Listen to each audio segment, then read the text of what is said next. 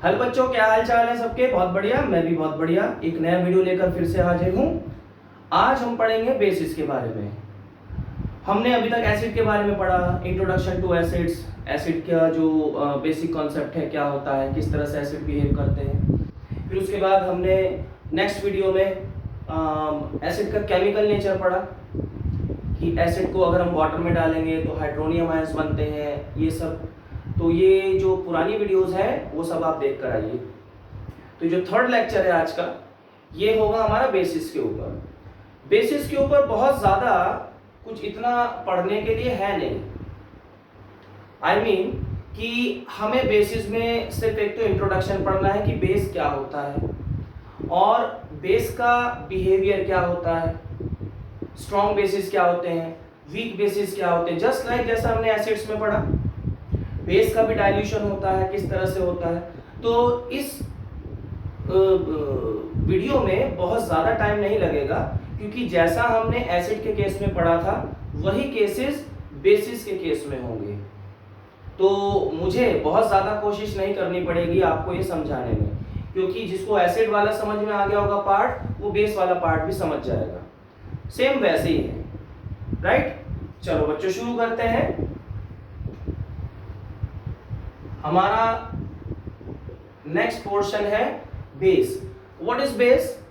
Any substance that releases OH ions, या फिर बोल सकते हैं hydroxide ions in water. Again, जैसा एसिड वाटर में डाल के ही पता चलता था, ऐसे ही कोई भी बेस वाटर में डाल के ही पता चलेगा। कोई हमारा ऐसा सब्सटेंस है दैट रिलीजेस हाइड्रोक्साइड आयंस। कौन से होते हैं? OH माइनस, इसके ऊपर माइनस चार्ज होता है, ठीक है। In aqueous solution, aqua solution मतलब इन वाटर, ठीक है। तो इसे हम बेस बोलते हैं, जिसमें हाइड्रोक्साइड आयंस होते हैं। ऐसा कोई भी कंपाउंड, ऐसा कोई भी मॉलिक्यूल जिसमें हाइड्रोक्साइड होंगे, क्या वो बेस होगा हमेशा? ऐसा जरूरी नहीं है।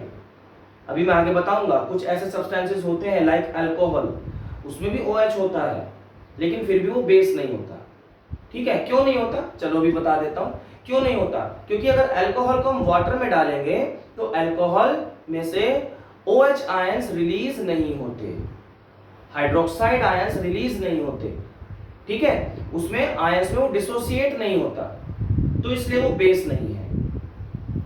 एग्जांपल्स देख लेते हैं इसके। जैसे सिंपल सा एग्जांपल है NaOH। NaOH इसे हमने वाटर में डाला तो ये एक्वस सॉल्यूशन बन गया, हमने AQ लिख दिया। अब यहां पर क्या होगा? Na आयन अलग हो जाएगा और OH आयन अलग हो जाएगा। हमें तो इससे मतलब है, बस हमें इससे मतलब है, OH आयन से मतलब है। जैसे एसिड में H आयन से मतलब होता था, हाइड्रोजन आयन से, इसमें हाइड्रोक्साइड आयन से मतलब है, ठीक है। अच्छा, इसकी एक पहचान ये भी होती है बेसिस की। जैसे ये जो मैंने अभी बोला कि हर एक कंपाउंड जिसमें OH आयन हो, वो जरूरी नहीं है कि वो बेस हो, ठीक है। अब क्या पहचान होती है? जैसे OH आयन के साथ कोई मेटल लगा हो, उसको हम क्या बोल सकते हैं? Metallic hydroxides. तो अगर कोई मेटल होता है तो वो 100% बेस होगा। अभी बताता हूं, पहले 2-4 एग्जांपल्स देख लेते हैं। तो एक एग्जांपल ये हो गया KOH, इसका एक्वस सॉल्यूशन हमने लिया। KOH क्या होता है? Potassium hydroxide, potassium hydroxide. तो ये क्या हो जाएगा? K+ और ये OH-, ठीक है बच्चों। तो इसमें भी हाइड्रोक्साइड आयन रिलीज हो रहे हैं। अब हम एक थर्ड एग्जांपल लेते हैं, जैसे MgOH whole twice, magnesium hydroxide बना। तो ये किस तरह से स्प्लिट होगा? देखो यहां पर थोड़ा सा फॉर्मूला अलग है। यहां पर OH जो है, जो OH वाला पार्ट है उसमें क्या हो रहा है, उसमें होल ट्वाइस आ रहा है। अब ये 9th क्लास में जैसे तुमने फॉर्मूले बनाने सीखे होंगे तो ये थोड़ा सा वहां तुम्हें पढ़ के आना पड़ेगा, ठीक है? अभी मैं बताऊंगा तो टाइम वेस्ट होगा। यहां पर OH में कोई ब्रैकेट नहीं लगा हुआ, यहां OH में कोई ब्रैकेट नहीं लगा हुआ, यहां OH में कोई ब्रैकेट, सॉरी यहां ब्रैकेट लगा हुआ है। लेकिन 9th क्लास मतलब लास्ट ईयर में तो सिलेबस में से कट हो गया था ये, मुझे तो याद आ गया, याद आया, ये सिलेबस में कट हो गया था CBSE की तरफ से, केमिकल फॉर्मूले फॉर्मेशन जो था टॉपिक। तो शायद तुम लोगों ने केमिकल फॉर्मूला जो बनाना शायद सीखा नहीं होगा। एक छोटा सा हिंट दे देता हूं, दे दूं? देखो ये जो फॉर्मूला बनता है, फटाफट 2 मिनट में बता देता हूं। जैसे ये फॉर्मूला बनता है, हमें बनाना है सोडियम हाइड्रोक्साइड। तो कैसे बनेगा, हमें इनकी वैलेंसीज याद होनी चाहिए। वैलेंसी तो था भाई 9th में, वैलेंसी था, तो हमें इनकी वैलेंसी याद होनी चाहिए। जैसे ये हमारा सोडियम है, इसकी वैलेंसी क्या होती है, 1 होती है। OH इसकी वैलेंसी क्या होती है, 1 होती है। तो फिर हम इसको क्रॉस मल्टीप्लाई करते हैं लाइक दिस। तो Na की मल्टीप्लाई 1 से तो ये हो जाएगा Na, OH की मल्टीप्लाई 1 से तो ये हो जाएगा OH, तो ये सोडियम हाइड्रोक्साइड बना। उसी तरह से ये MgOH2 है, मैग्नीशियम हाइड्रोक्साइड। मैग्नीशियम की जो वैलेंसी होती है वो 2 होती है। वैलेंसी मतलब इसके ऊपर कितना चार्ज है, M2+ चार्ज होता है ना जो आयन बनता है, तो इसकी जो वैलेंसी है वो 2 है। वैलेंसी आपको याद करनी पड़ेगी। और जो हाइड्रोक्साइड की जो वैलेंसी है वो 1 है। क्रॉस मल्टीप्लाई कर दो, तो Mg की मल्टीप्लाई 1 से होगी तो that will be Mg magnesium. इसकी मल्टीप्लाई 2 से होगी तो 2 हम ऐसे ही नहीं लिखते, उसे ब्रैकेट लगा के फिर लिखते हैं। तो ये ब्रैकेट लगाया और नीचे 2 लिखते हैं, ठीक है? इस तरह से फॉर्मूला बनता है। नीचे आता है 2 या 3 जो भी आना है, राइट?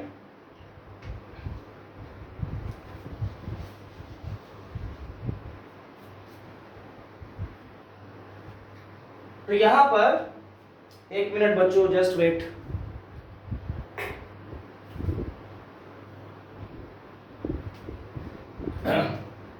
तो यहां पर किस तरह से डिसोसिएशन होगा, यहां पर एक्वस हमने लिया तो this will be Mg2+, ions में टूट जाएगा तो Mg का कौन सा आयन बनता है, Mg2+, फिर यहां पर प्लस, और इधर देखो OH ब्रैकेट में बाहर 2 है, मतलब हाइड्रोक्साइड आयन कितने हैं यहाँ पर, 2 हाइड्रोक्साइड आयंस हैं।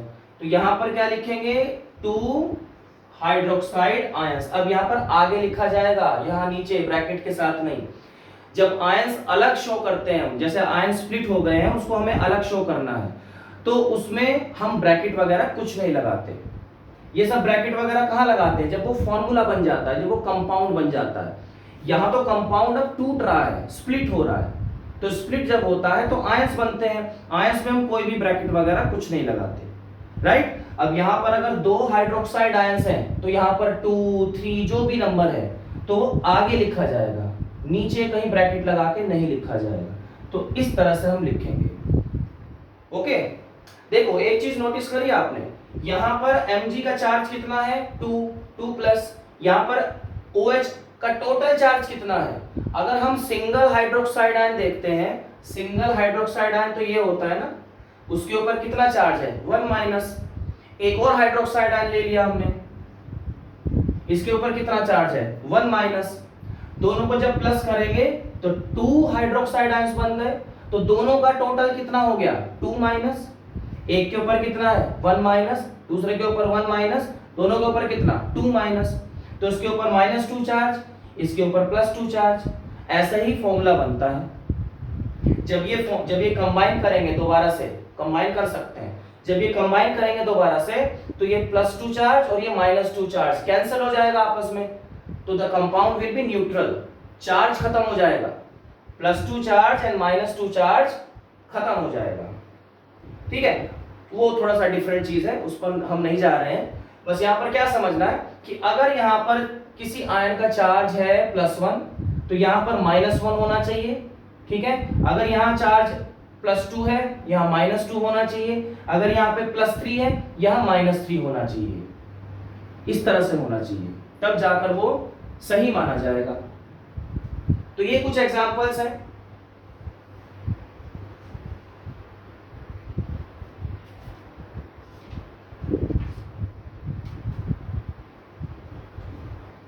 चलो नेक्स्ट बात करते हैं एल्कली क्या होता है। What is alkali? एल्कली का मतलब है कोई भी ऐसा बेस जो वाटर में अच्छे से डिसॉल्व हो जाए, पूरी तरह से डिसॉल्व हो जाए, उसे हम एल्कली बोलते हैं। Very simple. Alkali is what? Any base that is soluble in water, पूरी तरह से वाटर में डिसॉल्व हो जाता है, उसे हम बोलते हैं एल्कली। और ऐसे वैसे तो most of the basis dissolve हो जाते हैं जनरली, बहुत सारे जो बेसिस है ना, तो 90% बेसिस डिसॉल्व हो जाते हैं, तो वो सब एल्कलीज ही होंगे। लेकिन कुछ ऐसे बेसिस हैं जैसे कॉपर ऑक्साइड, वो अच्छे से डिसॉल्व नहीं होता, तो वो एल्कली नहीं है तो वो बेस, लेकिन वो एल्कली नहीं है।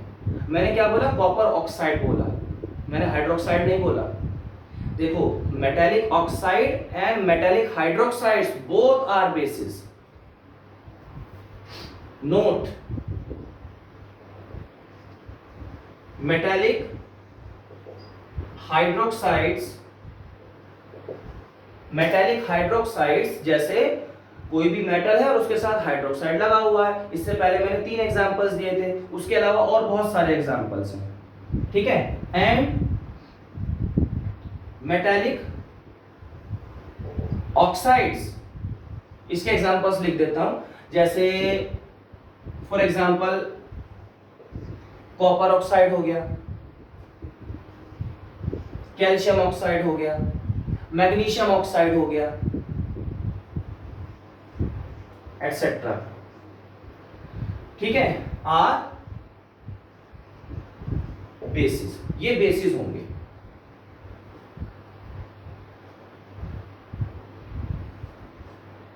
ये ध्यान रखना, metallic hydroxide, metallic oxide are bases, ठीक है।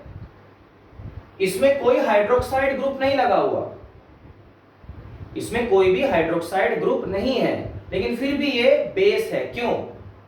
क्योंकि जब इसे हम वाटर में डिसॉल्व करेंगे, क्वेश्चन ये आ सकता है कि कैल्शियम हाइड्रोक्साइड, मैग्नीशियम हाइड्रोक्साइड या any metallic oxide does not contain OH group, then why it is called base? Because when metallic oxide is dissolved in water, it forms hydroxide, तब ये hydroxide बन जाता है, तब ये खुद एक बेस बन जाता है, प्योरली एक बेस बन जाता है। देखो कैसे, अगर हम कैल्शियम ऑक्साइड को या मैग्नीशियम ऑक्साइड को या कॉपर ऑक्साइड तो उसमें अच्छे से डिसॉल्व नहीं होगा, तो इसलिए मैं इसकी रिएक्शन नहीं लिख रहा हूं, हालांकि बेस बन जाएगा इससे भी। तो कैल्शियम ऑक्साइड मान लो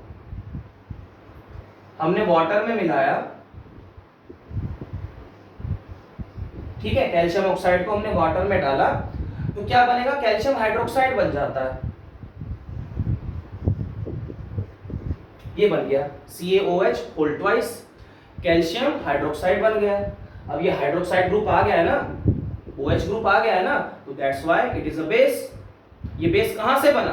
कैल्शियम ऑक्साइड से बना, मेटालिक ऑक्साइड से बना, तो दैट्स व्हाई मेटालिक ऑक्साइड की जो नेचर है वो कैसी है? बेसिक नेचर है, क्योंकि वो बेस बना रहा है फाइनली वाटर के साथ, तो इसलिए हम मेटालिक ऑक्साइड्स को बेस ही मानते हैं, राइट।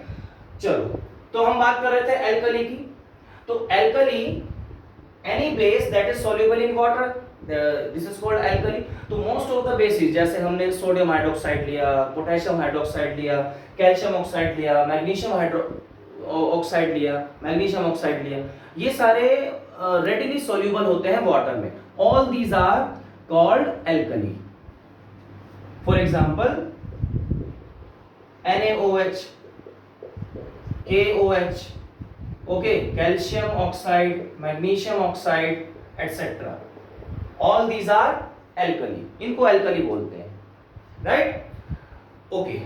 अच्छा, कुछ बेसिस ऐसे होते हैं जो वाटर में डिसॉल्व नहीं होते, जैसे यही है, ये गया कॉपर ऑक्साइड, एक एग्जांपल याद रखना, copper oxide is not alkali, copper oxide is not alkali because it doesn't dissolve in water, right?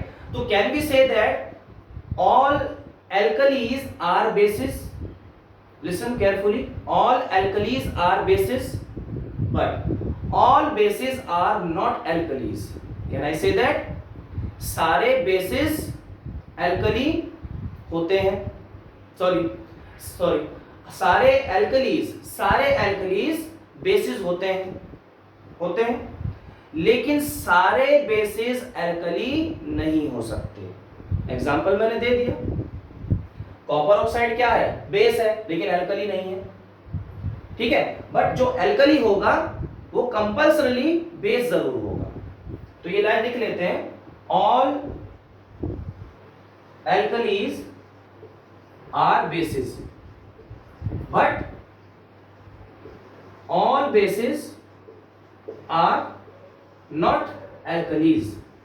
ये एग्जाम में क्वेश्चन आ सकता है, तो इसे हमें एग्जाम्पल के थ्रू हम इसको एक्सप्लेन कर सकते हैं, कॉपर ऑक्साइड का ही एग्जाम्पल दे सकते हैं, ठीक है। हम यहां से स्टार्ट करेंगे कि सोडियम हाइड्रोक्साइड बेस है, ये वाटर में डिसॉल्व हो जाता है तो ये एल्कली होगा, लेकिन कॉपर ऑक्साइड भी बेस है, ये डिसॉल्व नहीं होता तो ये एल्कली नहीं होगा, ठीक है। तो हमने प्रूव कर दिया, समझ में आ गया बच्चों, आगे बढ़े।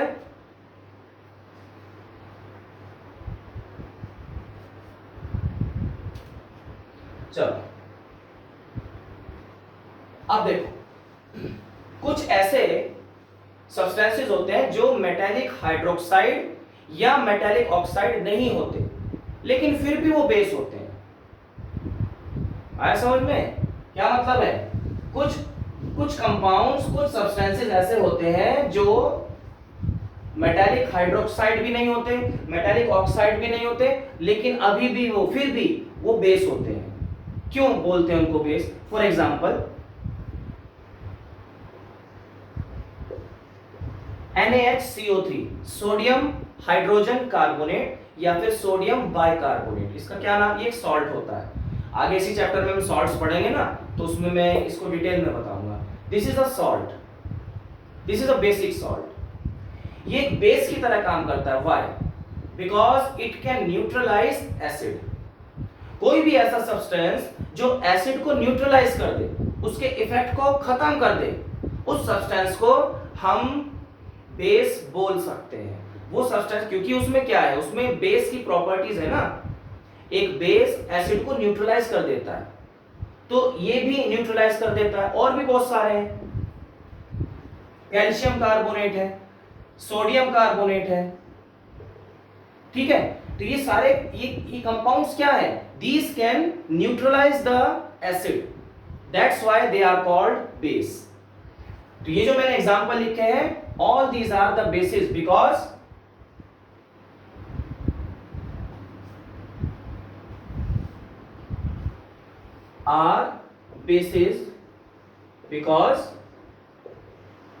they can neutralize the acid।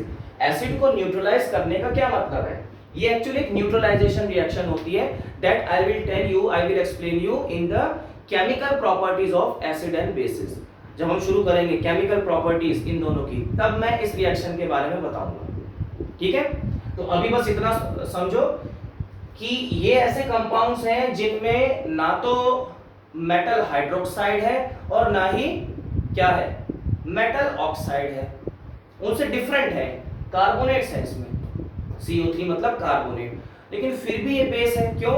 क्योंकि ये सारे कंपाउंड्स एसिड को न्यूट्रलाइज कर रहे हैं, इनकी प्रॉपर्टी है अपनी, हम क्या कर सकते हैं, नेचुरल बाय डिफॉल्ट इनकी प्रॉपर्टी है कि एसिड को न्यूट्रलाइज कर रहे हैं, दैट्स व्हाई इनको हमने बेस मान लिया, राइट। चलो, इनके अलावा भी होते हैं, उनको इतना लर्न करने की जरूरत नहीं है, बस ये 2-3 याद रखो। ओके,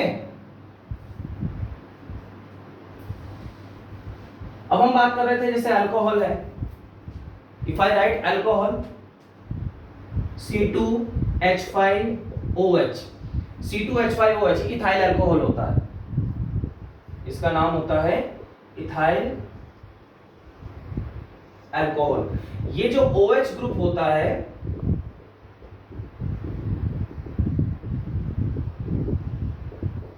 ये अल्कोहलिक ग्रुप होता है, मतलब कुछ ऐसे कंपाउंड जिसमें OH ग्रुप हो उनको हम अल्कोहल भी बोल सकते हैं, और कुछ ऐसे कंपाउंड जिसमें OH ग्रुप हो उनको हम बेस भी बोलते हैं। बेस किसको बोलते हैं? अगर वो OH ग्रुप मेटल के साथ जुड़ा हुआ है, मेटेलिक हाइड्रोक्साइड है, तो वो बेस हो जाएगा। इसमें देखो, ये जो OH वाला ग्रुप है किसी भी मेटल के साथ नहीं जुड़ा हुआ, इसके साथ क्या है? कार्बन है और हाइड्रोजन है, ये तो मेटल नहीं होता, तो दैट्स व्हाई इसे हम बेस नहीं मानेंगे। और एक्सपेरिमेंटली अगर प्रूव करना चाहे तो क्या होगा? एक्सपेरिमेंटली होगा कि इसको जब हम वाटर में डालते हैं, then it does not release OH ions, ये OH आयन रिलीज नहीं करेगा। ठीक है बच्चों, ये OH आयन रिलीज नहीं करेगा, तो इसलिए ये कोई भी alcohol, ethyl alcohol, methyl alcohol, कोई भी अल्कोहल वाटर में OH आयन रिलीज नहीं करता, that's why they are not bases, right?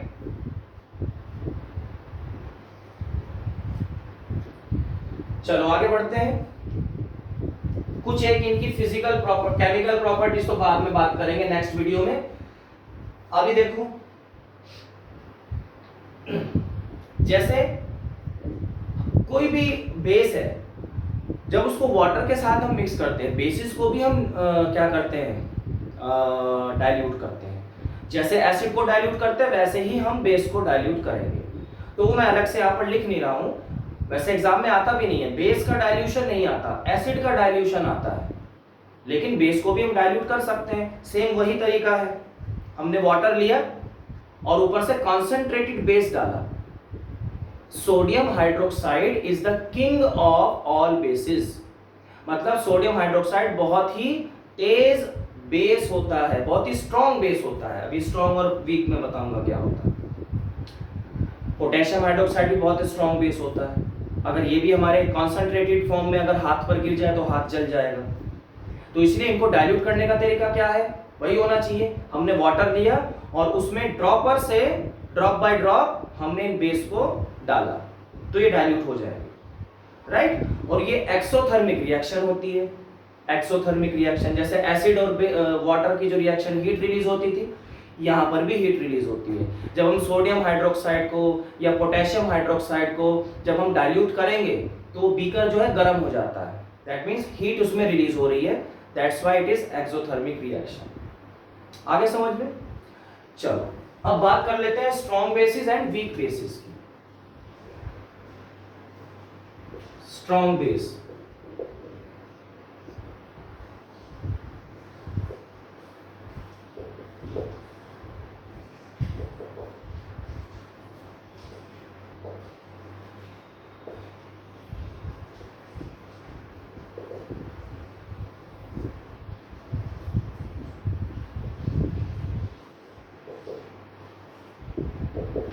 पढ़ो मैंने क्या लिखा।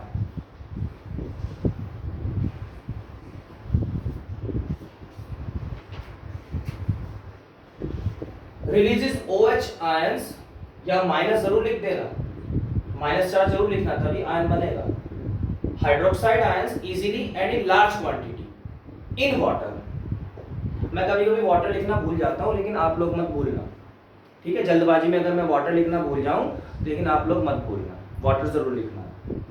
तो वाटर में ही रिलीज होता है, तो वाटर में इजीली अगर OH आयन रिलीज हो रहे हैं, जस्ट लाइक जैसे हमने एसिड में किया है। इसलिए जो बेस वाला पार्ट है थोड़ा इजी है, जिसको एसिड वाला समझ में आ गया, बेस वाला भी समझ में आ जाएगा। सेम वही कहानी है बिल्कुल।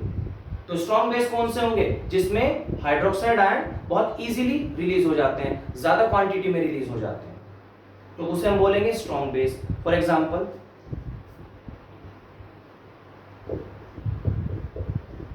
NaOH वाटर में डाला इसे, एक्वस Na+OH आयन। तो इसमें क्या होगा, बहुत जल्दी OH आयन रिलीज हो जाएंगे, इजीली रिलीज हो जाएंगे, इजीली आयंस में कन्वर्ट हो जाएगा। आई बात समझ में? उसी तरह से अगर हम और स्ट्रॉन्ग बेस ले, जैसे एक पोटेशियम हाइड्रोक्साइड, एग्जांपल आ सकता है, क्वेश्चन आ सकता है कि एग्जांपल दो, स्ट्रॉन्ग बेसिस के 2 एग्जांपल्स दो, कोई भी 2 स्ट्रॉन्ग बेसिस बताओ। एक सोडियम हाइड्रोक्साइड है, एक पोटेशियम हाइड्रोक्साइड है, एक लिथियम हाइड्रोक्साइड है, ये सारे स्ट्रॉन्ग बेसिस होते हैं। तो और एग्जांपल अगर हम लें तो KOH हो जाएगा, और क्या हो जाएगा, LiOH हो जाएगा। LiOH, ये लॉइन मत समझ लेना, लॉइन नहीं लिखा मैंने, लास्ट में H लिखा है। तो LiOH लिथियम हाइड्रोक्साइड।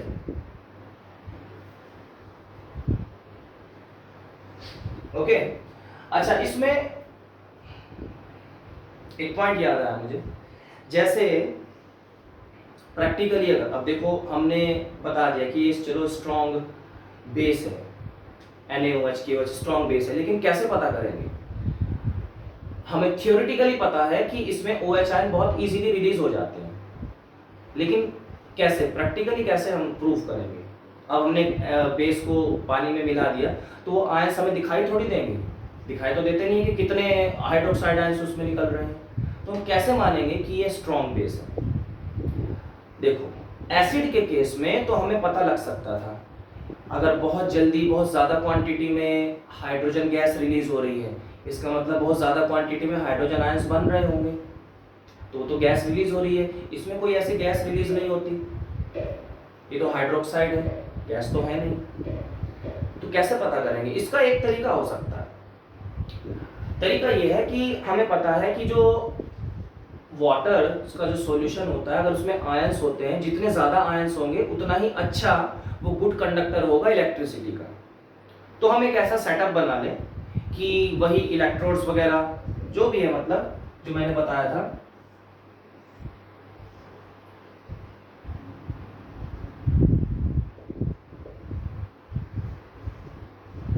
ये हमने एक ऐसा सेटअप बना लिया जिसमें वाटर एंड NaOH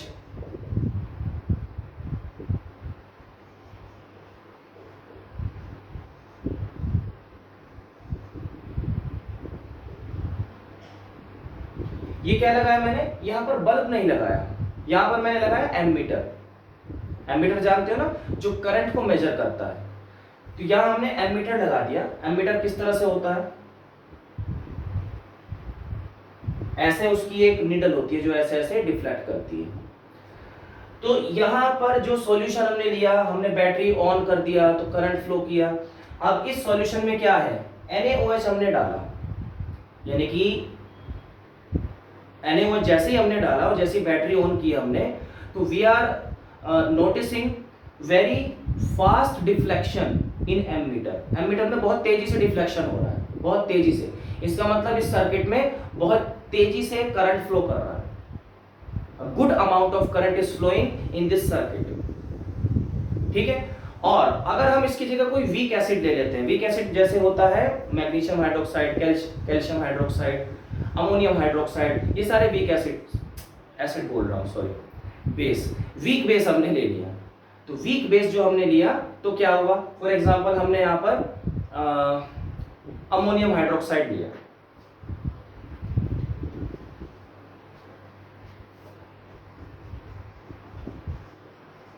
NH4OH, ये वीक बेस होता है NH4OH, अमोनियम हाइड्रोक्साइड। अब ये सॉल्यूशन हमने ले लिया, करंट हमने, बैटरी हमने ऑन करी, तो we are looking that, we are noticing that अब ये जो एमीटर है ये बहुत धीरे धीरे डिफ्लेक्ट कर रहा है, बहुत धीरे धीरे डिफ्लेक्ट कर रहा है। इसका क्या मतलब है कि करंट इसमें वीक करंट फ्लो कर रहा है, बहुत स्ट्रॉन्ग, बहुत तेजी से करंट फ्लो नहीं कर रहा। NaOH के केस में हम क्या देख रहे थे, ऐसे ऐसे डिफ्लेक्शन हो रहा था। अमोनियम हाइड्रोक्साइड के केस में डिफ्लेक्शन ऐसे धीरे धीरे हो रहा है। तो करंट का फर्क हो गया ना, डिफरेंस आ गया करंट के फ्लो में। तो अभी जैसे मैंने बताया कि करंट वहां पर बहुत तेजी से फ्लो करेगा जो बहुत अच्छा कंडक्टर है, और यहाँ सॉल्यूशन में क्या चीज कंडक्ट होती है, आयंस की वजह से कंडक्शन होता है। तो जितने ज्यादा आयंस होंगे उतना ही ज्यादा इजीली करंट फ्लो करेगा।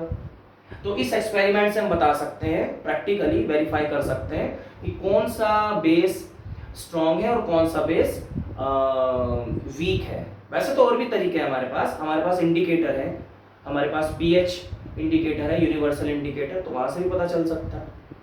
ठीक है, उसमें कलर्स होते हैं। अभी इंडिकेटर्स जब वीडियो बनाऊंगा तो उसमें बताऊंगा डिटेल में। तो अगर हमारे पास इंडिकेटर नहीं है तो हम इस तरह से भी बता सकते हैं कि वो वीक बेस है या स्ट्रॉन्ग बेस है। और इस तरह से हम स्ट्रॉन्ग एसिड और वीक एसिड भी बता सकते हैं, वो शायद मैंने वीडियो में बता दिया होगा, राइट। चलो अब वीक बेस अगर लिखें, वीक बेस यही एग्जांपल ले लेते हैं अमोनियम हाइड्रोक्साइड का। अमोनियम हाइड्रोक्साइड एक वीक बेस होता है जिसे वाटर में डालने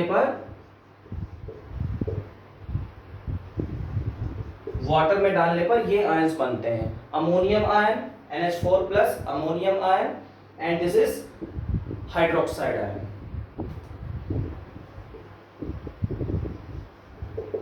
अमोनियम आयन और ये हाइड्रोक्साइड है, ठीक है।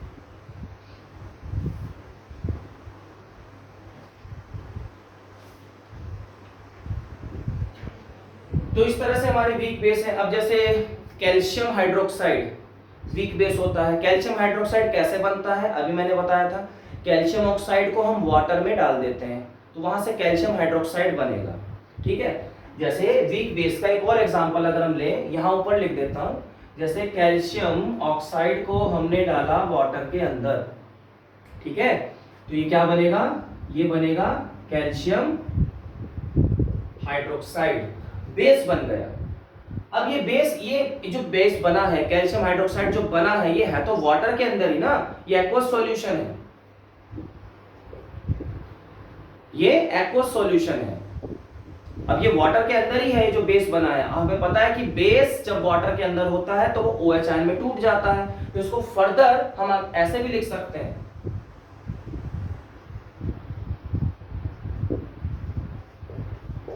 ऐसे फर्दर इसको हम ऐसे भी लिख सकते हैं, Ca2+ calcium ions and hydroxide ions. तो ये वीक बेस है, this is also weak base. आई बात समझ में बच्चों? तो चलो अब ये जो था हमारा, ये था हमारा बेस का इंट्रोडक्टरी पार्ट। और इंट्रोडक्टरी या एडवांस लेवल का बस बेस का इतना ही है, क्योंकि जो हमने एसिड में किया वही हमने बेस में किया, राइट। तो अब हम नेक्स्ट वीडियो में इनका जो इंडिकेशन है, मतलब किस तरह से हम डिटेक्ट कर सकते हैं एसिड और बेस को, तो हम इंडिकेटर वाला जो पार्ट है वो नेक्स्ट वीडियो में पढ़ेंगे। उसमें हम पीएच वैल्यू कैसे देखते हैं पीएच पेपर से, पीएच पेपर क्या होता है, इंडिकेटर्स क्या होते हैं, natural indicators, artificial indicators, litmus, phenolphthalein, ये सब, ठीक है, हम नेक्स्ट वीडियो में पढ़ेंगे। तब तक के लिए सभी को मेरा थैंक यू सो मच। खुश रहिए और पढ़ते रहिए।